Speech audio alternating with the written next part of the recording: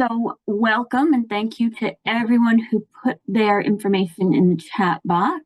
Carly has put links to this PowerPoint in the chat as well, and I'm sure she'll keep doing that as more people come in. We do have a little 5-minute break in the middle. Historically, this has been a really long training, but we have streamlined it a bit, and hopefully it won't be quite as long as it used to be. But absolutely, any questions that come up, feel free to put them in the chat box or interrupt. All good. Ask questions as we go. And we also, I believe, have chat box check-ins as we go through, and we have quizzes, so get ready to answer some questions. All right, so we are here for IEP development and FAPE. We're going to do some quick introductions. We will talk about each section of the IEP. In the middle of that, between sections 4 and 5, we're going to talk about the Andrew F. Supreme Court case from about 5-6 years ago and how that relates to data collection and analysis. And we have resources for you at the end. So here's our team. We are the Supervision, Monitoring, and Support team. I am Jennifer Gleason. Before I joined this team about 3.5 years ago, I was a special education teacher and an ed tech before that. Colette Sullivan is our federal programs coordinator. She's in another meeting right now, so she can't join us, but the rest of the team is here. So Carly, you want to come on? Hi, everyone. I'm Carly Thibodeau. I've been with this team for just over 2 years, and before that, I was a teacher for 21 years. And Ashley is here. Good morning, everybody. My name is Ashley Satry, and I joined the team about a little over a year ago. And before I joined the team, I was a special ed teacher here in Maine and in Virginia for a total of 14 years. And our super wrangler, Julie, is here. Hi, I'm Julie Pelletier. I am the admin support for the monitoring team. I joined DOE about 7 years ago, and prior to that, I was admin support at a K-5 elementary school for 16 years. Awesome. So our contact information is right here. Feel free, as if you have questions after the training, anything that comes up, definitely reach out. As you noticed, we are all special education teachers, so the support part of our job is our favorite. All right, so share in chat something you want to kind of get out of this training. What are you hoping to get out of this? Do you want clarification around something? Do you have specific questions? Share those with us. We're always looking to improve our trainings, so absolutely put those in there, and hopefully we can answer them here, and if not, we will find the answer. All right, so let's go. Section 1. You're all very familiar with this. This is just your demographic info. Important things. It's all important, but especially important things. You could see at the top, date sent to, oh, I forgot I have my little pointer here. Date sent to parent. The IEP must be sent to the parents within 21 school days of the meeting at which the IEP was developed, so the annual meeting. So make sure you fill that date in, because that is your that's your documentation that you provided the IEP to the parent. annual dates. This gets a little tricky sometimes because there are two 364-day timelines. There is the 364 days between the annual meeting and the next annual meeting. And then there's a separate 364 days that is the duration of the IEP. So you could see in this example, the IEP meeting was held on October 5th. The next one has to be held by October 4th, right? So we're not going to start this IEP until the 15th to give the parents their 7-day notice. And it can go till the 14th. It doesn't have to end on the 4th. So that gives you that little bit of leeway to have the next meeting and give the parents their 7-day notice. This is just where we got that 10-day notice, and this is just guidelines, one way to do it. The meeting is held on the 5th. We give ourselves 3 days to get the written notice to the parents, and then that 7-day notice that they need before the IEP can take effect. So that's where we came up with those 10 days. 10 days is not any kind of regulation or anything. It's just what we used, what a lot of people use to provide that 7 days notice and time to get the written notice to the parents. The parents can waive the right to that 7-day notice. There is an optional 7-day waiver form that's different from the advance written notice 7-day waiver. That is optional, but you must document it somewhere. If they waive their notice, it has to be in the written notice that the parents waive their right to 7-day notice and the IEP is going to start right away or something like that. So make sure that that is documented in the written notice, and it's the parents who waive their right, not the IEP team. All right, our first quiz is coming up. When can they not waive their 7-day notice? When can the parent not waive their 7-day notice?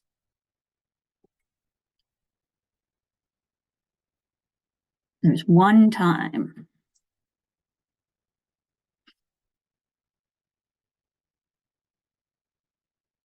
We have an initial, we have if they aren't at the meeting.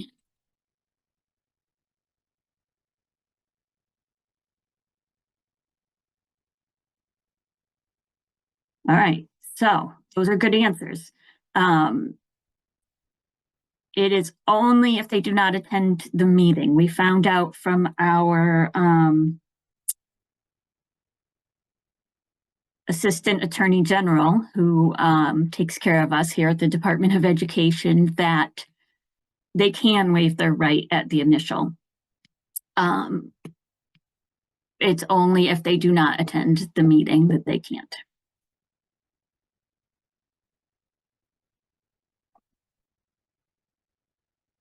All right, definition of question about the amendment date, the date of the meeting or 7 days later. That would, amendments also require, any change in the IEP requires 7-day notice to the parents unless they waive that notice. So, good question. All right, this is a definition of a child with a disability in IDEA and Muser, define it this way. The age out to 22 is now in statute, and as of July, it is also in Muser.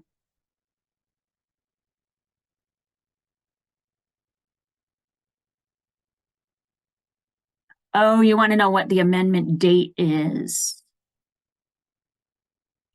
Carly, is the amendment date the date of the meeting or the date it takes effect? I am not 100% sure. We get this question quite a bit because people want the amendment date on the IEP to match the written notice date. But then there But then the question is it when the services start and then they have to give the 7-day notice? So I think that's something we'll have to look into to get more clarification around that. But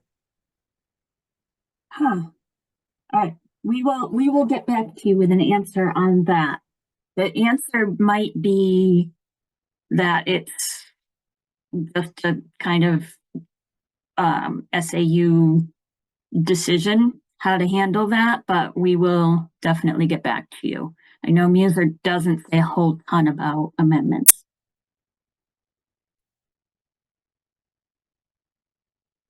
All right. Section 2, you're also very familiar with. There have recently been 2 little changes here as of July 1st. Emotional disturbance was changed to emotional disability, and hearing impairment was changed to hard of hearing. Muser defines, so does IDEA, pulls it from IDEA. They define each of these categories and they lay out procedure for determination, and it's worth it just to peruse that every now and then. Most of them are pretty vague, but some are very specific, like OHI for ADHD says you have to have behavior rating scales. So things like that may be in there.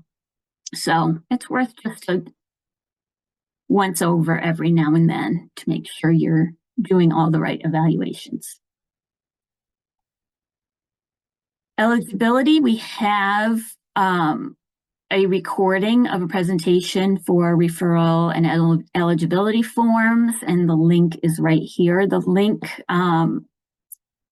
links work in the PDF that has the full slides, not the one with 3 slides per page. But the links should work on the other one. We talk about alignment a lot. You hear that word a lot. You will hear that word a lot today. This is just a visual that shows you how each section of the IEP kind of feeds the section after it to make sure that everything aligns right through your IEP. And a reminder that if you are a high school teacher, the transition plan should be completed first, because really the whole IEP should be feeding that transition plan, because that's really what high school is all about. All right, section 3. This is your kind of outline or table of contents for your IEP. You want to make sure every question is answered. And if any of them are answered yes, that thing must be addressed somewhere in the IEP. So we have an example here. This student has behavior that impedes the child's learning or that of others. Check yes. The child is an English learner. And they have needs. So you can see that there is an ILAP and a behavior support plan to address those items that are checked yes. Those can be addressed either, accommodations, goals, services, all of those things. So as long as it is addressed somewhere.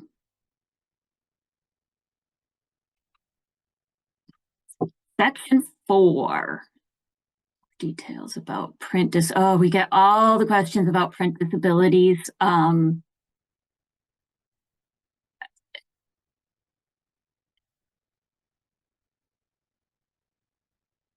Sorry, I'm getting distracted by the chat box.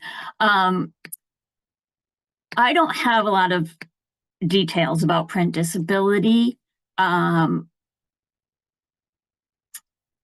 The specific learning disability stuff, really, a lot of it comes from MASP, which is the Maine Association for School Psychologists. So you might want to talk to your school psychologist to get more information about print disabilities. Samantha, it does not, if you check yes for positive behavior supports, it doesn't necessarily have to be a behavior plan. Yes, it could be goals, services, as long as it's addressed somewhere. As long as there's something in the IEP that addresses behaviors. I mean, it could be as simple as, you know, seating in the classroom or something like that. These are good questions. All right, section 4, this is your evaluations, strengths, and gaps. So 4A is evaluations. This is a little busy screen, but we have a lot of evaluations for this student. So you want to make sure that you have your eligibility evaluation scores in here and keep them in there on those off years that you're not reevaluating, because you always want to show your data that supports eligibility. You want to have the name of the evaluation and the date that it was done. You can also put any other, you can put your NWEAs in there, any state or district assessments, transition assessments you can put in there, FBAs, your related service evaluations you want to put in there. So you can put tons of evaluations in here, but you have to have those eligibility evaluations in there, even on the off years. Strengths are based on observations. You want to include strengths and relative strengths, and it is not just a restatement of evaluations, right? It's, you could see the prompt there is beyond the evaluative information. So you really want to talk about what does this look like in the classroom? And if you're going to be just a little bit kind of mushy anywhere, this is the place, because the whole IEP is really data driven, and it's really about what this child cannot do. So if you think about a parent coming to an IEP meeting, you want to kind of start with, this is what's great about your child. So, you know, spend some time here. All right, let's go into academics. So we're going to talk about the academic gaps, and the broad areas of academics are reading, writing, listening, speaking, and mathematical problem solving.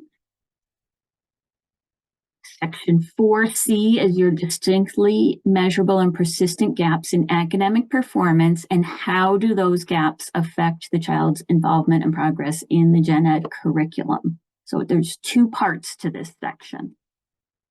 And those distinctly measurable and persistent gaps are really those skills that go into the broad areas. So you wouldn't say this student has a gap in reading, right? What is stopping this student from reading at grade level? Well, maybe it's decoding, maybe it's phonemic awareness, fluency, comprehension. These are the skills that go into reading, right? We all know what's, you know what I mean? We all know what we're teaching. We're teaching those skills that go into reading. So reading at grade level, that's what we want, right? We want all of our kids to get there. But what is stopping them from getting there? That's what your gap is. We have some examples of how statements. So Jimmy has a gap in reading fluency, and this impacts his ability to access grade level reading material in all subject areas. So this talks about, right, that reading at grade level, that's going to affect everything. That's the how statement. What is the gap? Reading fluency. Questions on any of that?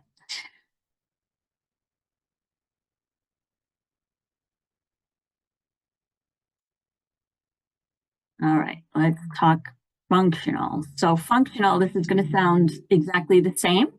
So the broad areas of functional are cognitive, communicative, motor, adaptive, social, emotional, and sensory.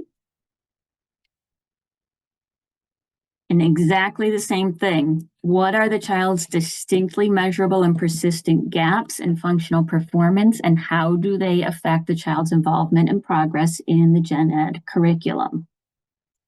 So again, your gaps are not in those broad areas. Those broad areas are where we want them to get, right? That grade level, age appropriate, whatever. What is it that's getting in the way? Why can't they get there? So if we look at communication, what aspect of communication? It's articulation, right? Maybe it's grammar. Maybe it's answering WH questions. Maybe it's vocabulary, right? What is it that's affecting this child's ability to communicate at age appropriate level?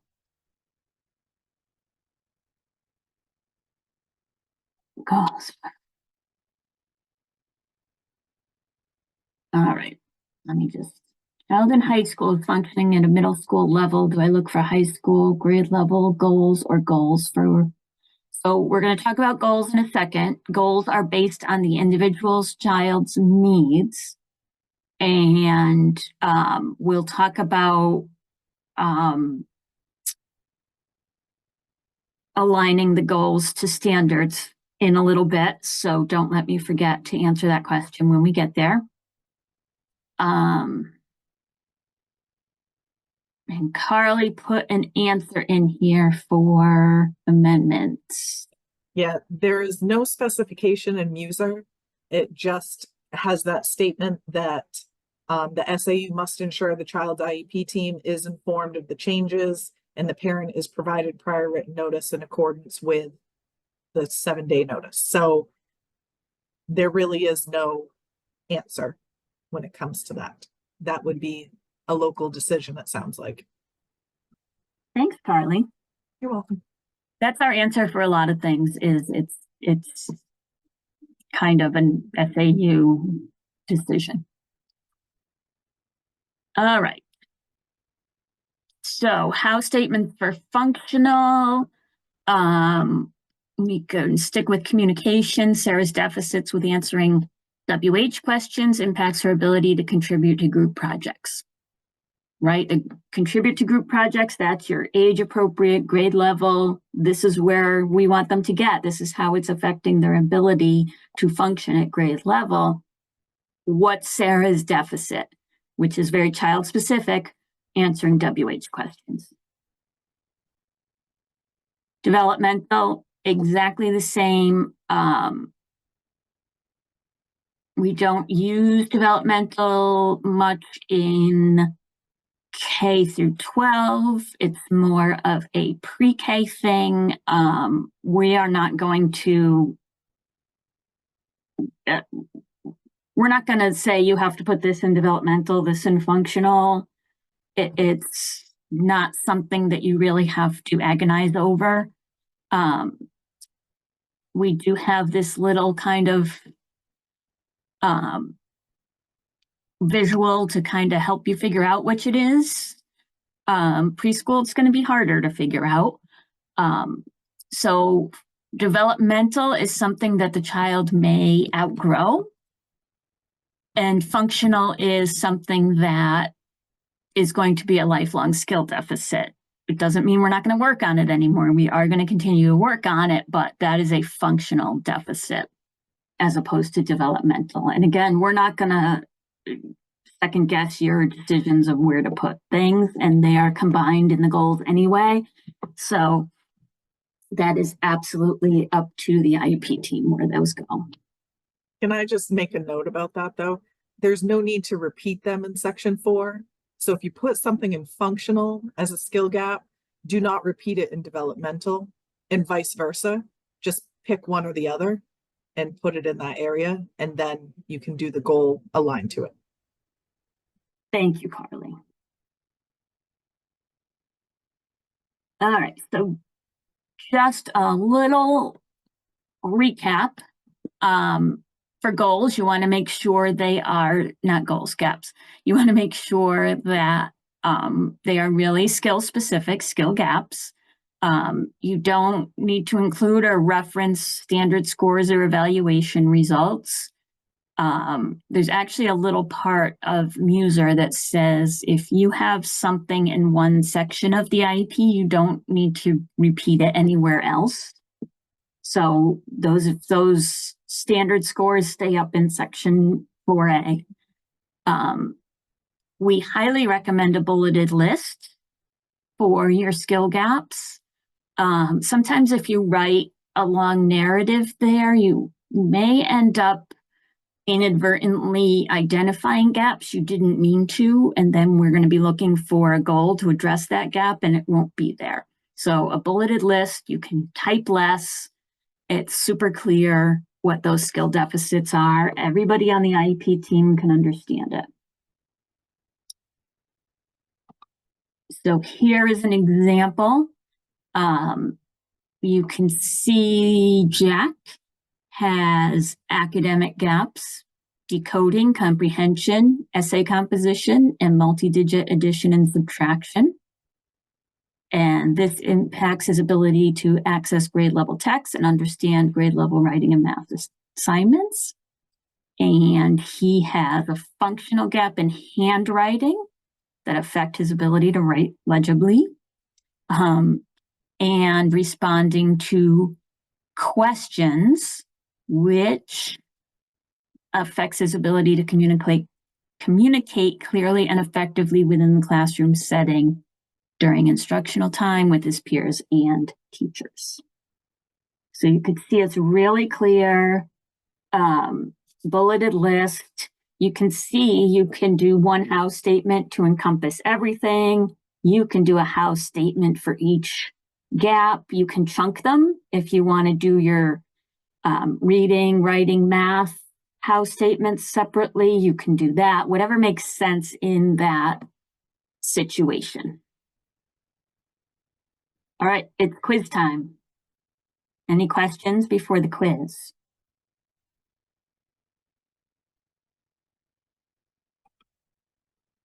All right, here we go. Here is evaluations, section 4A. Why would this be called non-compliant?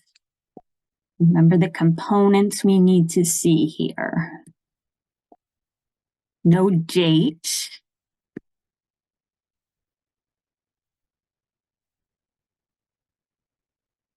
Awesome.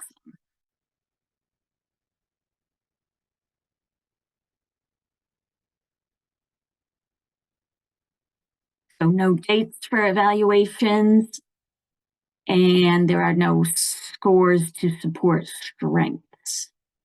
So here is an example. We have the psychoeducational report, we have the date, and we show strengths and gaps in the scores. Percentiles can be listed.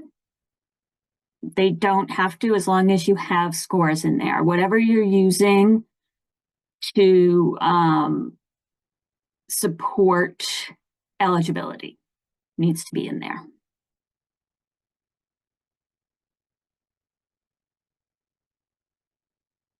Writing the full name of the evaluation is probably the best way to go.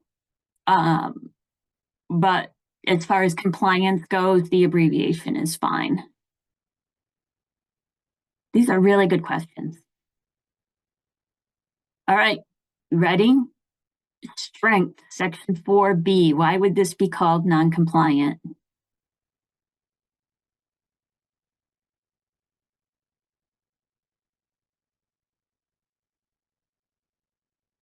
Yeah, you must put something in there. Absolutely. Not only is it non-compliant, it's horrifying. I mean, imagine a parent coming into an IEP meeting and reviewing a draft IEP and this is in there. That would be brutal. That would be awful. So put some strengths in there. Strengths are relative strengths. You know, everybody has something. So put them in there. Evaluator name is not needed. You can put the evaluator name in there, but you don't have to. All right, so always put strengths in or relative strengths as much as you can. All right, ready? Gaps. This is section 4C, so academic gaps. Oral reading is 65 and written expression is 74. So what's going on here? Why is this non-compliant?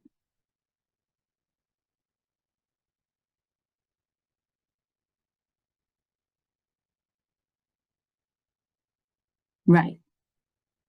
Right, yes. Who said that? Kim, you got it, the house statement. So you have your standard scores in there.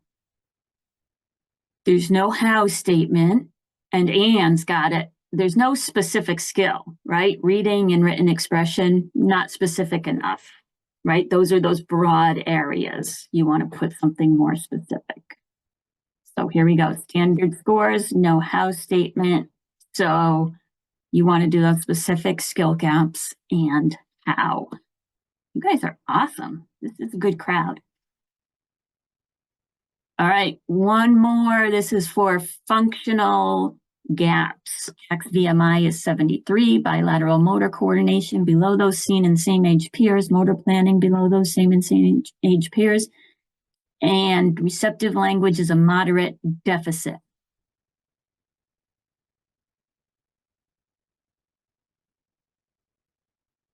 How statement. Test scores again, test scores again. Yep, it's all of the same problems as the academic one had, right?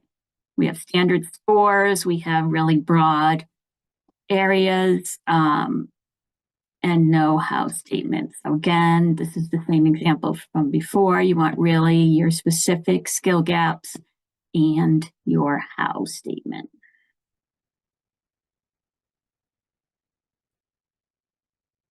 All right, we have a couple more specific trainings here. If you're interested in going deeper, we have alignment and skill gaps and how. So you get contact hours for watching the recordings as well. All right. Any other questions? You guys have been really good about asking questions as we go. Have I missed any questions that anybody put in the chat box? Nothing's been missed that I'm aware of. We're just still waiting on the goal thing, but we're going to address that when we get to goals. So Right. yeah, we just don't want to forget about that. We don't. Thank you. Carly is officially known as my memory. So is there another way we can send the PowerPoint other than PDF? I don't think we have any other way to send it, do we, Carly? Not in the moment, but I did say that if you, at the end, when you're asked to fill out our feedback form, if you put in your email, then I will send out a copy of the PowerPoints within that email as attachments. Okay, thank you. Does the average range of scores need to be included in 4A? It depends on what you're using for eligibility. Whatever scores you are using to determine eligibility, you want to put in there. So it's kind of up to you what exactly goes in there.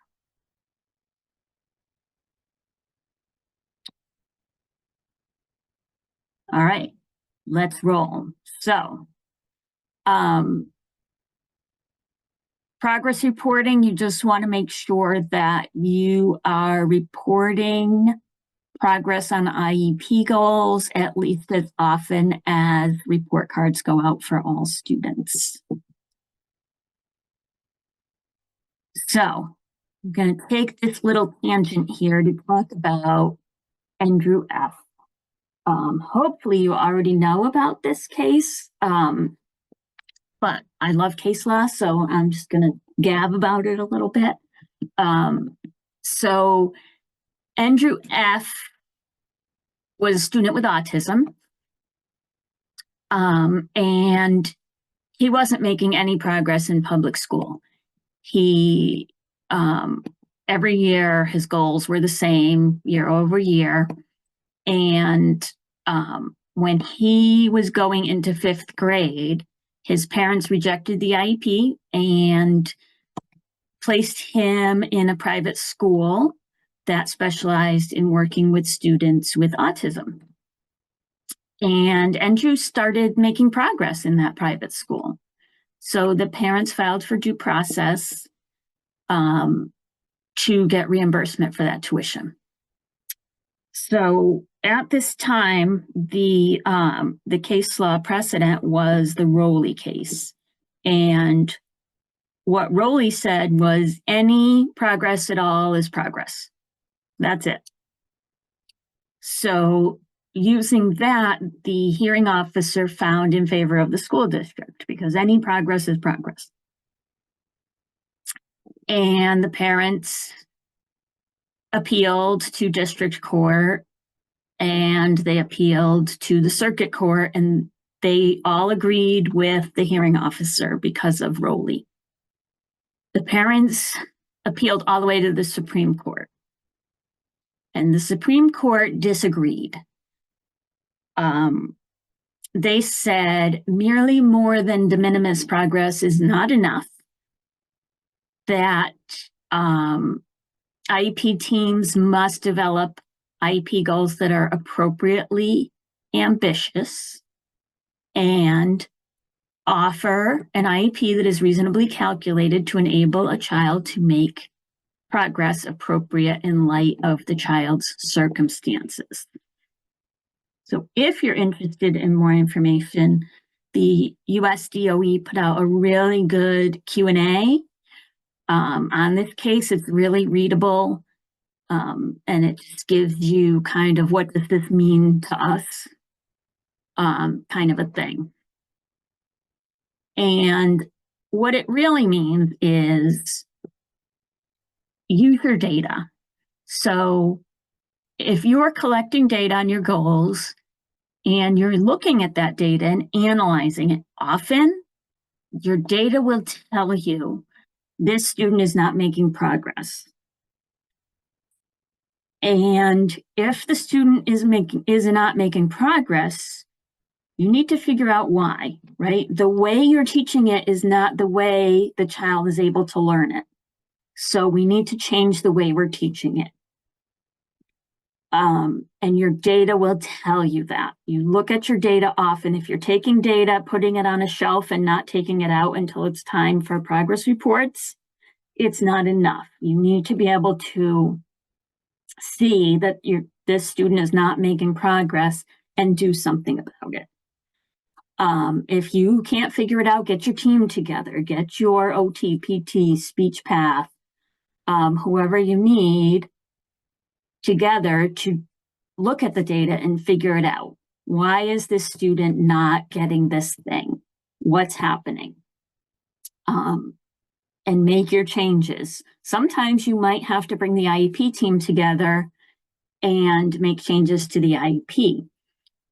Sometimes you just need to change up how you are presenting the material, but your data will tell you that. So use your data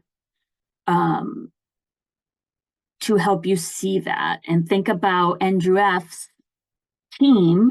We have no idea what was happening there, but I would bet that if Andrew F's team was collecting and analyzing their data often, they would have seen that he wasn't making progress and they would have been able to change things up.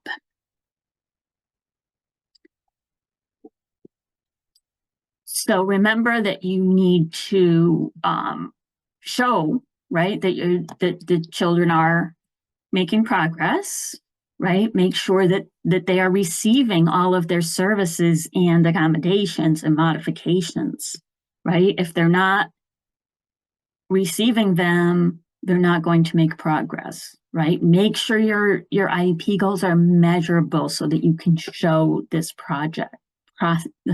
progress. Make sure accommodations are being provided in the general ed environment, right? If a student has a behavior plan and part of the behavior plan is that they can take a break when they need one, the student requests a break, the gen ed teacher says no, the student has a meltdown and trashes the classroom.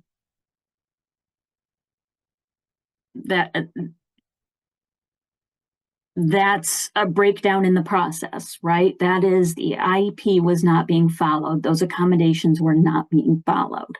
So you really might have to look to the whole team to make sure everything is being followed appropriately. So again, use your data. This is a subject near and dear to our hearts here on the monitoring team. Use your data. All right, so we are going to move on to section 5 of the IEP. And as promised, we are using the word alignment a lot. This is just a visual. Each gap in section 4 needs to be addressed with a present level and a goal. Oh, I keep forgetting about my pointer. All right. So academic goals, you must have measurement data. You cannot use specific curriculum or standard scores for measurement. That goes back to Andrew F., right? You want to be able to look at your data and analyze your data often. If you're using standard scores, you only do those evaluations every 3 years. So you're not going to see those smaller increments of growth or lack of growth. Best practice, stick to one really specific skill per goal and make sure your measurements are also very skill specific. So we have an example. Present level is your baseline for that goal. So Molly can decode CVC words with 45% accuracy, and we want Molly to decode CVC words with 85% accuracy. So you could see it's the same data point, right? Your baseline data and your goal measurement. And this goal is really clear. You know exactly what data you need to take for this goal.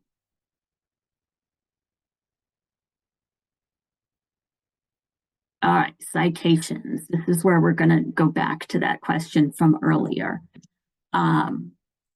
So each academic goal needs to be cited to standards.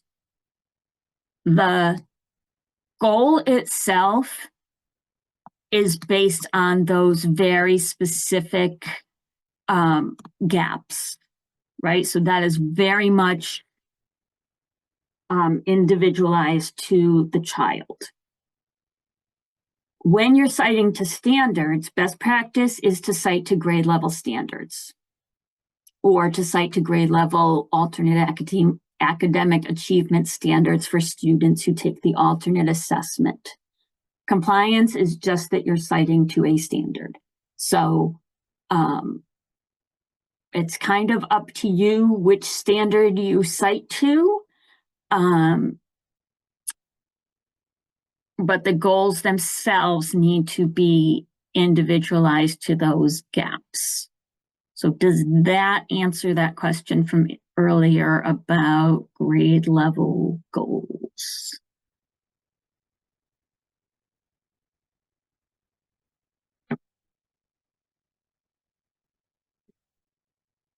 I don't remember who put that question in there.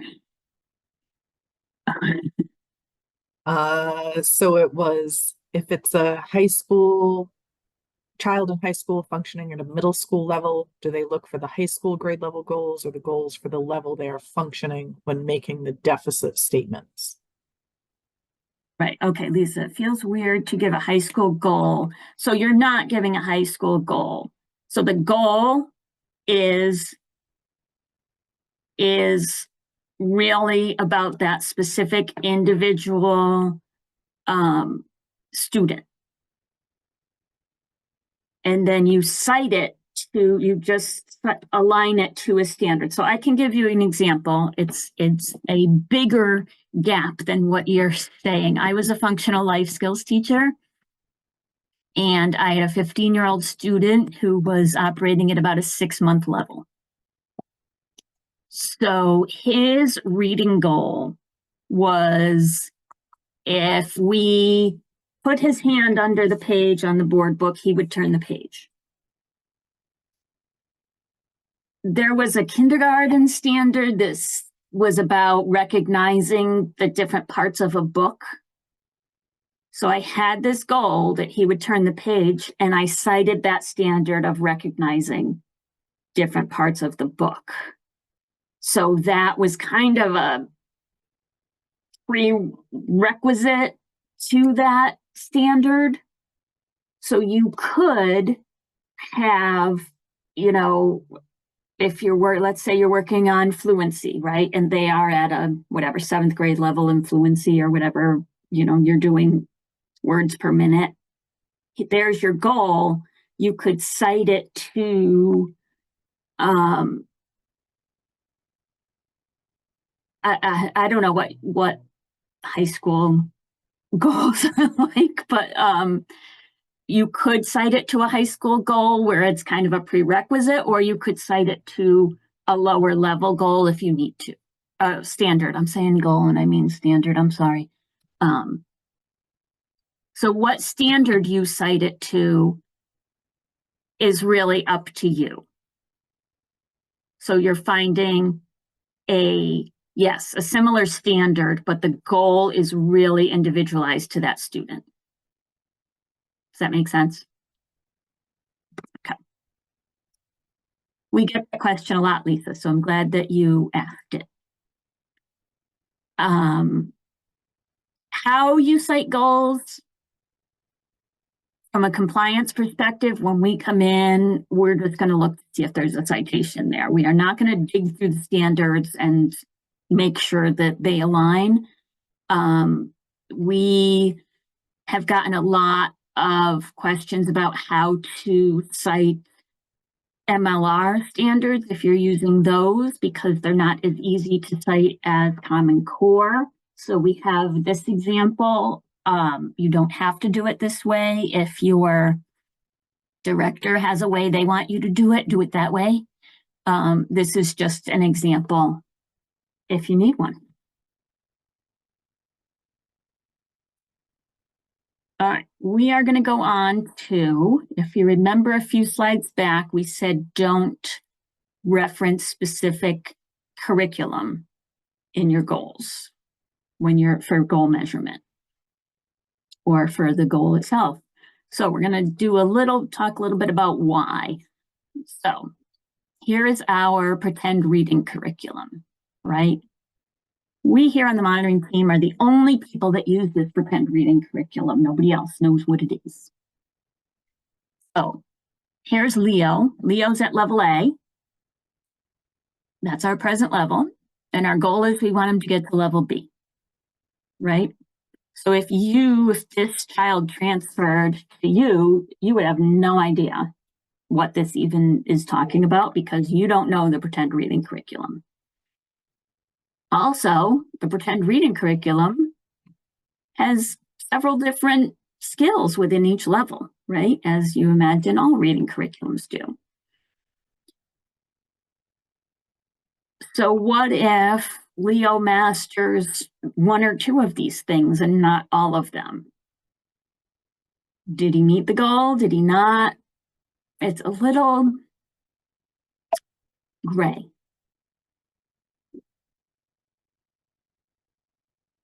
So while you're using this curriculum to teach and even to assess, you want to pull those skills out, right? So you might have a goal for segmenting CVC words. You might have a goal for consonant sounds, right? Maybe Leo is already good at sight words.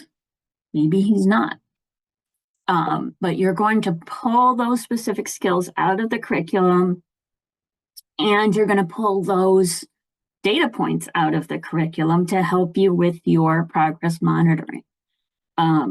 This way, if a student moves to another district, they can use their curriculum and it's going to have the same skills in there.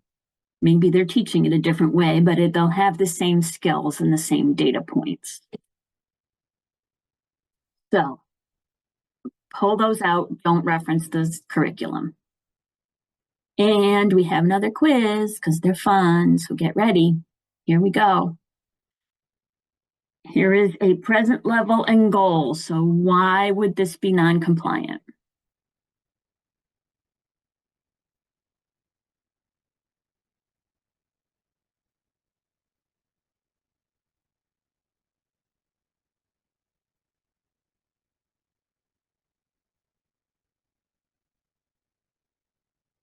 There's range in the present level. There's a standard score in the goal. The goal doesn't match the present level. Yep. Your present level is your baseline for the goal. So they should be the same data point. Not cited. Nice catch. Awesome. You guys are really good. So standard scores, no citation. Here is a better one. Mary can decode CVC words with 62% accuracy. We want Mary to decode CVC words with 80% accuracy. Really clear measurement, clear baseline data, and it is cited to the Maine learning results. And we have a 5-minute break. Do we have questions before that?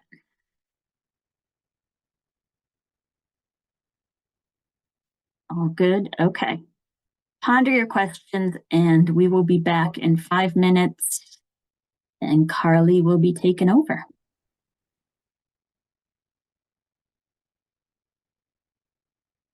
And I think our little timer even worked this time. So, all right, Jennifer's back, so we're good to go. She can start the slides. Okay, so Jennifer went over those academic goals. And so now we're going to jump into the functional developmental goals. So this will look pretty similar. Compliance, those functional developmental goals also must be measurable with that data point, and it cannot be a specific curriculum or those standard scores. And then same for best practice, focusing on that one specific skill deficit within the functional developmental area and using that specific data point as your measurement. So here is an example of a measurable functional developmental goal. So this is about Jack being able to complete writing tasks. And you can see that right now his present level is 1 out of 5 opportunities. He's able to complete that. And then in his goal, they want him to be able to get to 4 out of 5 opportunities. So just a reminder that that present level for best practice is to align that to the goal. That really should be your baseline data for that corresponding goal. So every present level should be aligned to that goal following it.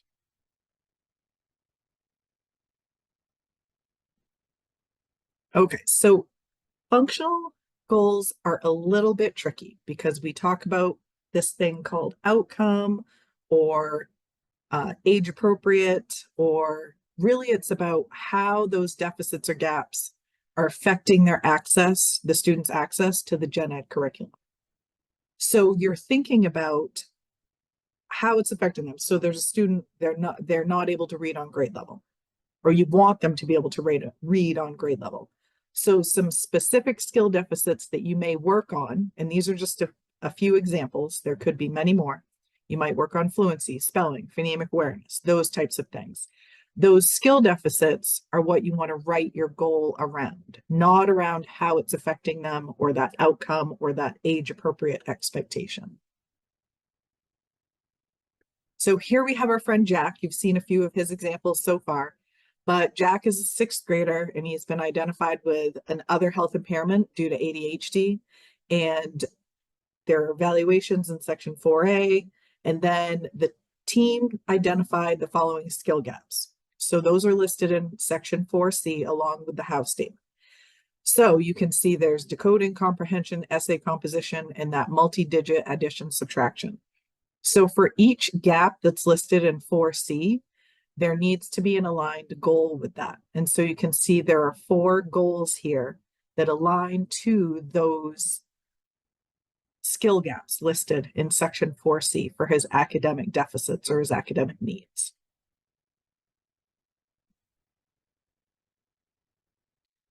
Then we have his functional goals.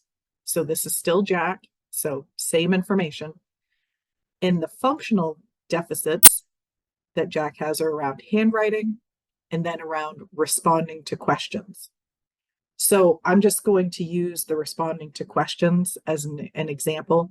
So instead of saying that in the goal that Jack has language delays or expressive language or things like that, the goal isn't written around how it's affecting him in the classroom. It's written around that skill that the speech therapist will be working on with Jack to improve his expressive language, which in this case, they've determined is his ability to respond to questions. So it's really still thinking about that skill specific.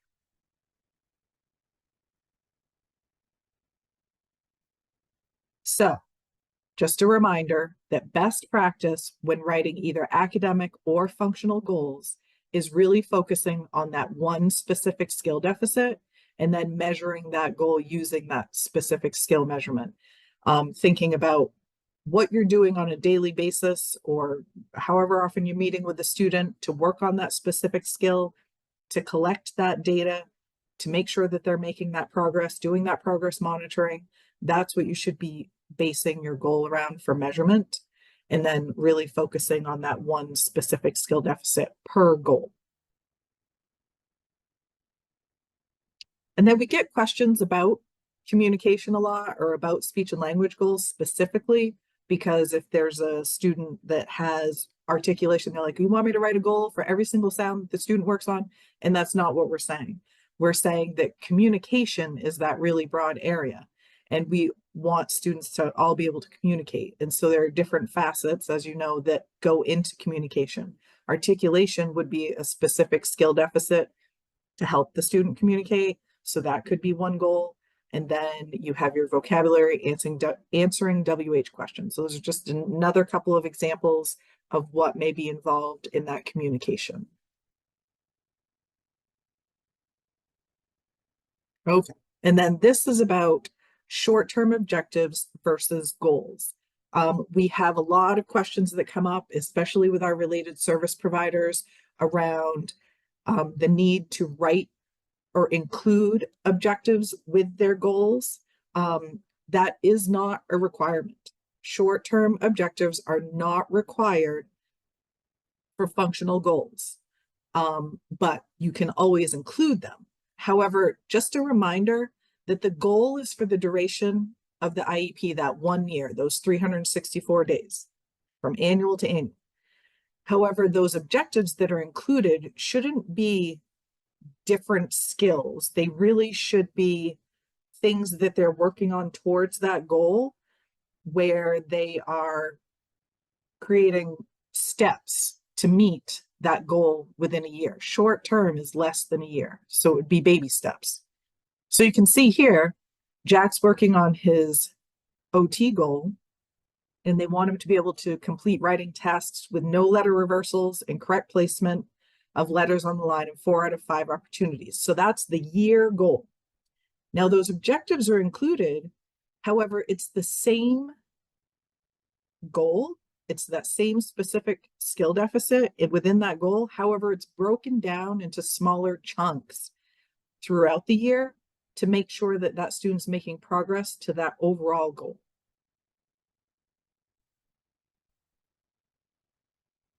I see there are a couple of questions, it looks like. When we had a special ed audit, they said they weren't looking at objectives anymore. Objectives are not required. That is correct. When we come in to look for compliance, we only look at the goals. So the goals do need to stand alone. And I know I've seen that. Sometimes when I look at IEPs, it'll say, you know, the measurement is by meeting the following objectives. So that is not a standalone goal because it's relying on those objectives. The goal really needs to stand on its own. If a student eligible under OHI ADHD has related services, counseling, OT, and/or speech, do they also need another functional goal? Or can the related service goals address the need? That is an IEP team decision about what goals are necessary for that student to meet their needs. So there's no requirement there. To clarify, short-term objectives are linked to billing, not to the alternative assessment qualification. That's correct. The IEP is not a billing document. There is no requirement on the IEP for there to be objectives to bill Maine Care. There are separate forms for that. And we have been in contact with our Maine Care correspondence person and we have had this conversation several times. And so there is no need to have short-term objectives on the IEP for Maine Care billing. For functional goals, we want to specify functional goals. Yes. For academic goals, it is tied to the alternate assessment. Yes. Good clarification. And we will talk about that when we get to section 6. Yes. Okay. All right. Well, there's our chat box interaction. So any other questions, feel free to drop them. We'll address them as we go. Let's see. Okay, quiz. We're on to quiz next.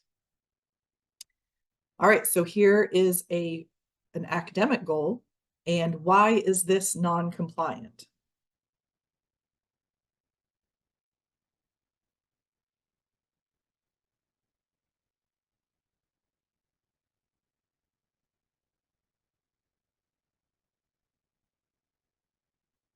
It is too broad. Right. There's no citation. The citation here is supposed to be our citation because we got lazy. We didn't want to take the time to fill in a citation, but yes, we should be better about our citations. It isn't clear. It's not measurable. You're exactly right. There's a 5th grade level is very unclear about what you're measuring. So instead, we have Margaret, and she demonstrates reading fluency of 37% when presented with a 3rd grade reading passage. So that's her present level. And her goal is that she will demonstrate reading fluency of 80% when presented with a 3rd grade reading passage. And the citation here is the citation. So we'll count that this time. All right, let's try another one.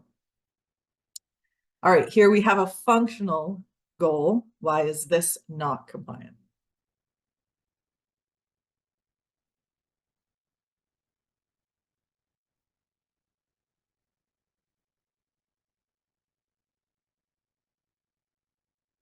Right, it's not specific and it is not measurable. That is the one thing that needs to happen with those goals, is that they are measurable, and this one is not. So instead, Jack is responding to verbal and written questions with 47% accuracy, and he will appropriately respond to verbal and written questions with 80% accuracy as measured by work samples and teacher collected data. All right, and here are links to present level of performance and measurable goals if you want to dive into those specific sections of the IEP, just like we've offered those other sections of the IEP that are available as recordings. Any other questions about, or any questions about goals or any part of the IEP that we've gone over so far?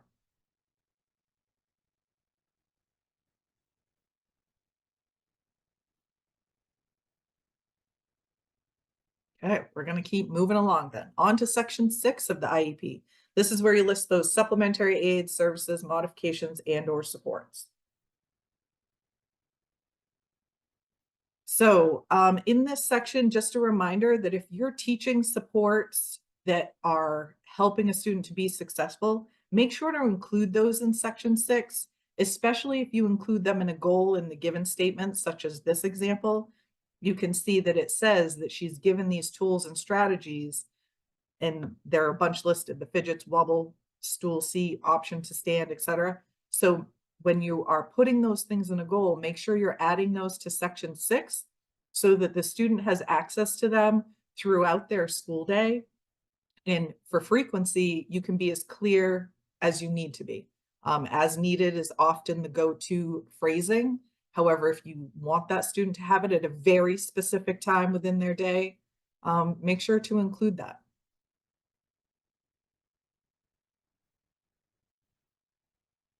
Then this is just an example of section 6 where you need to make sure to include all of those pieces. If you put a accommodation or modification in the left-hand column, the entire row needs to be filled out. One thing that we look for is that there are no blank boxes here. So making sure that you're identifying where that student has access to them, the location, the frequency, and the duration. And you can see here that ILAP is listed because I know we talked about that when we talked about special considerations, or yeah. But this is also just another example. If you have that, this is where you would include that in section 6.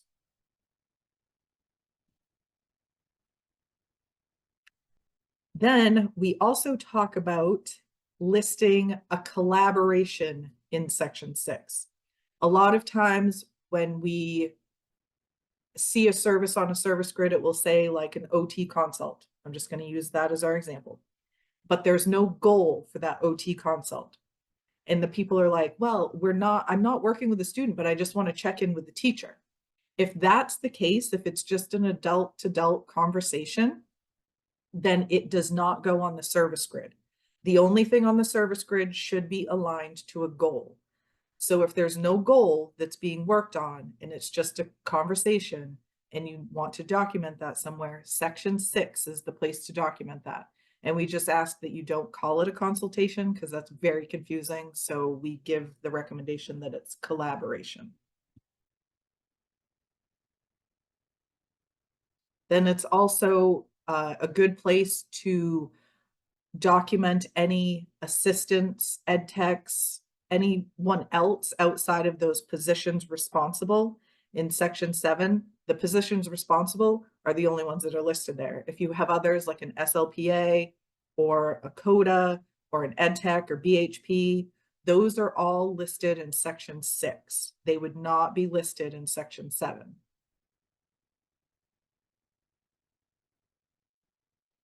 Moving on to section 6B, where the alternate assessment needs to be identified, just really checking off yes, no, or NA. This really should not be blank.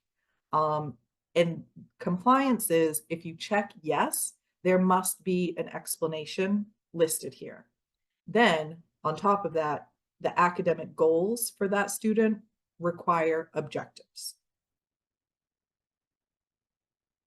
And this is just a link to the participation in the alternate assessment decision flowchart. This will take you here because this is what you should be using if you are considering a student for taking the alternate assessment.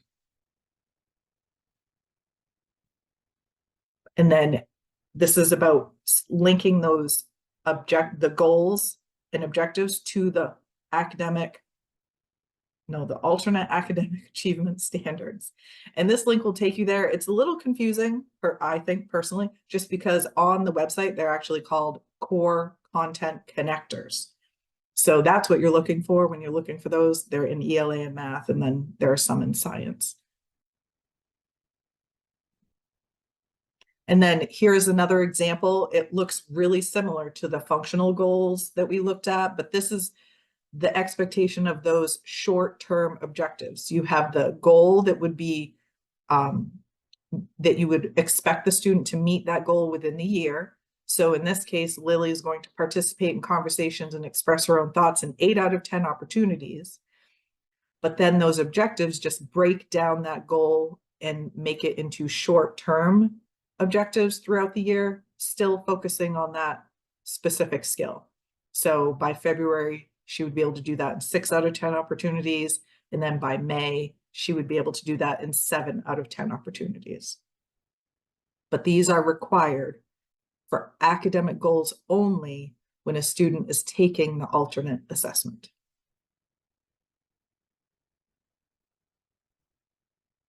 And then these are just some resources. These links will take you to information about the Maine 3-year assessment, anything about multilingual learners with disabilities, if you do have a student with an ILAP or anything like that, and the MSAA overview for those taking the alternate assessment.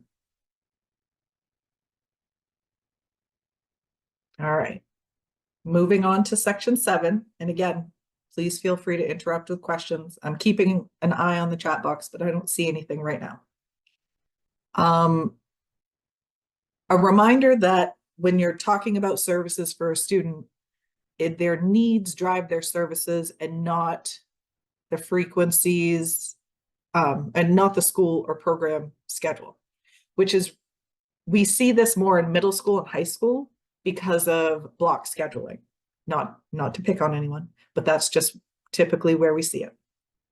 So just keep in mind that if you do have block scheduling, and let's say everyone has their study hall from 9 to 10, special ed study hall is going on the same time gen ed study hall is. So that student may be pulled out of that or go into that special ed study hall to receive their SDI in reading, but they're only going in there for 30 minutes per week. So they should not be in that study hall for that entire hour of time, because they're only saying that they need that SDI for 30 minutes per week. So if the student finishes their work in the special ed study hall and they want to go back to the gen ed study hall, they should not be restricted and be held from going back to whatever that gen ed class is, whether it's a study hall or whatever class it is. If that's an option for the student, it's best to document that in section 6. And if you say it's time for you to go back to your class, your gen ed class, and they're like, no, I want to stay here, then they have that option to stay. However, if it says that they're only in there for 30 minutes per week, then that really is how it should be. They should have the option to go back to their gen ed class.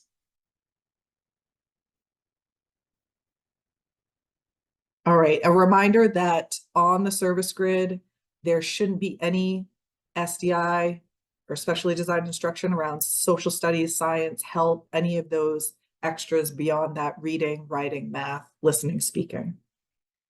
Because really, those are the areas where the deficits would lie.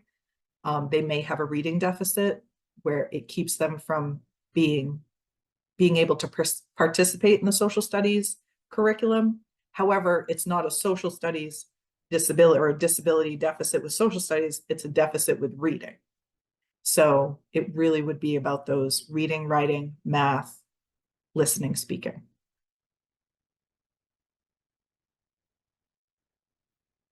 And then here is an example of the service grid.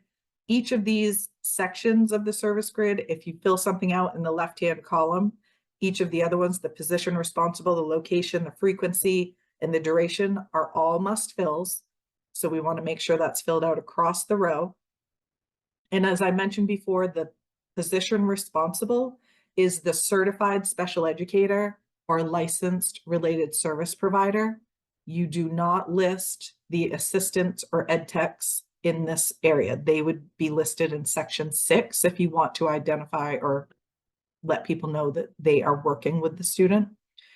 And then just remember to adjust the ESY dates to that summertime where you're offering ESY, because if you do it for the duration of the IEP, you could be asked to provide that ESY during your February break or your April break or during December break. And then a reminder that speech and language is a little bit of a tricky one on here because it can either be a special ed service or a related service.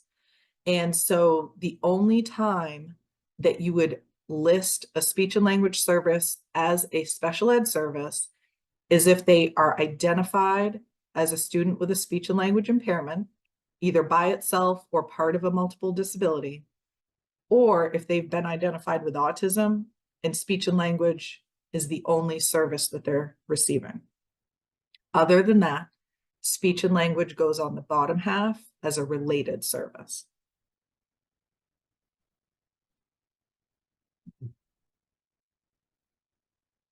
This is an example of a filled out service grid. You can see there's specially designed instruction for the student in reading, writing, and math. And the rows are filled out across. And then there's speech and language and OT for related services, and it is filled out across.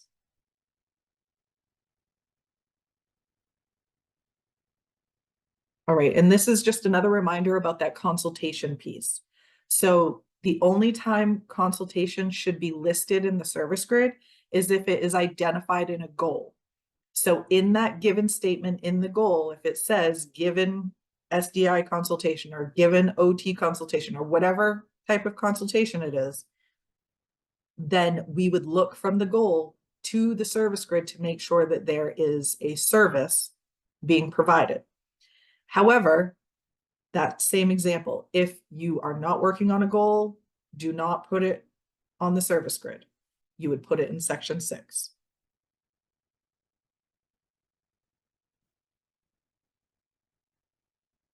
So this is just an example of, here we have 2 services within one goal. So this is about Elaine and her being able to independently utilize a tool from her toolkit. And so this goal is both given specially designed instruction, and you can see that on the service grid, that specially designed instruction is around her self-regulation skills, so being able to use her tools. And then consult from an occupational therapist. So both of those providers are working on this same goal together and keeping data on that. So then the OT consult is also included on that service grid because it is listed in that goal.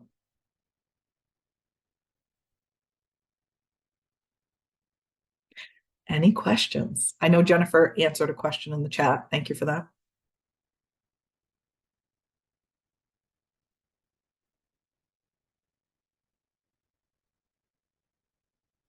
Section 8, least restrictive environment. Our favorite topic with this lovely prompt on the IEP. This prompt right here on the IEP is not what we look for compliance. So we always start off with that, or I do. I don't know about the rest of the team, but this is what we look for compliance for the least restrictive environment statement. This comes right from IDEA and MUSER, and it basically says that the statement needs to include why the student is not able to be in the gen ed classroom with their non-disabled peers due to the nature and severity of their disability. So here's just an example of that least restrictive environment. We're starting off in that gen ed classroom. That's the least restrictive, right? We want all students to be able to be a part of that gen ed classroom whenever possible, but we know that that's not always possible. So then we can go down to those other environments that are available for that student. And then here's how to think about the least restrictive environment as part of the pieces of the IEP. So this is our like alignment visual. You have all of those pieces that flow into each other, and all of that is taken into account when you're thinking about that least restrictive environment for the student. Because it's really about their access to the general education instruction. So when you're thinking about the student in the gen ed setting, you're really asking yourself, are they receiving the same access to the general education curriculum as their peers? So think about it like this. If they're in the classroom, but they're working on a completely different set of skills, they're back in the back of the classroom with an adult and they're just doing their own thing. They're not really working on the same thing as their peers. This is really not part of their least restrictive environment, being a part of or time in the regular classroom.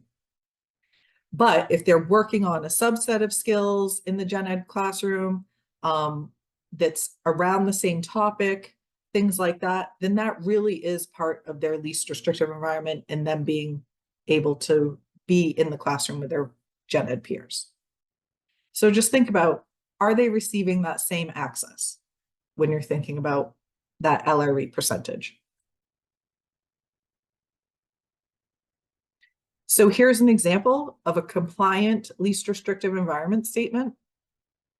Sammy's other health impairment due to ADHD is to such a degree that he requires individual and small group instruction in the special education environment. So you can see there, it's a pretty simple, straightforward statement. There's no need to restate the services that they're receiving or how much time that they're getting for those services, anything like that. This is a simple, compliant LRE statement. Okay, quiz time for this last bit of the IEP. All right, so first we have section 7 here. This is non-compliant. Why is this non-compliant? Especially designed instruction is a no-no. Yeah, right. Yep. Ah, somebody caught the dates. Good catch. Yes. So it's the science and the dates. Yes, that duration is greater than 364 days. So instead, we're just calling it reading, right? Because that science SDI is really addressed through the reading, specially designed instruction. So this is compliant, and we fix those dates to one before 10/14. Here's another one. Oh, this is another section 7. Okay, why is this non-compliant?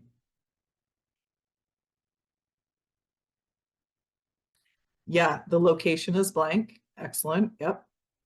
Yes, and the ed tech is listed as the position responsible. And if anybody caught the ESY dates. Yep. Oh, yep, somebody did catch that. So instead, just making sure that you're putting that position responsible as that certified lead teacher or related service provider, and then adjusting those ESY dates, and obviously adding the location, definitely. Oh, we got one more. I bet this is section 8. Ah, yes, look at that. Okay, so least restrictive environment statement. Why is this non-compliant?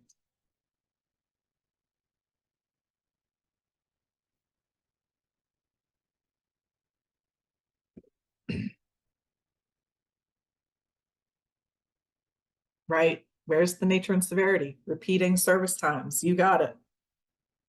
Yep, so it doesn't address that nature and severity, and it restates service grade, exactly. So here's another, just, I think it sounds almost exactly like the one I read before, so I'm not going to read it again, but it talks about due to the nature and severity, they are not able to be with their gen ed peers. And again, links to these specific sections of the IEP, they're shorter recordings. If you want to access those, it's a good time. All right. Any questions?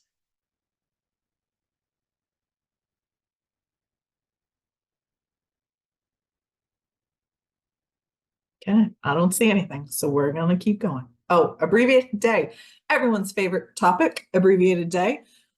This is just a link to a training around abbreviated day and how you want to document that if you have a student on an abbreviated day to be compliant. Any questions now? Okay, so at the beginning, we asked you to think about what you wanted to get from today's training. Clarification, any questions that you had about the IEP or related to the IEP. So if you are willing, please just share something with us that you maybe got clarification around, even if you didn't have that as a question, something new you learned, anything you got from today's training. We're always very eager to make sure that we're meeting your needs.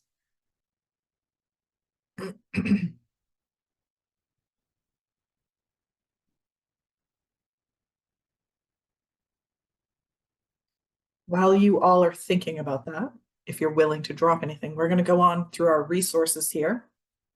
So we have, the first one is the procedural manual, and these links do work if you're able to pull up the slides on your computer. They do work within the slide decks. So procedural manual, great resource, all the directions and instructions you could have about any special ed forms. Maine Unified Special Ed Regulations, or MUSR. This is the updated MUSR that came out in July of 2024.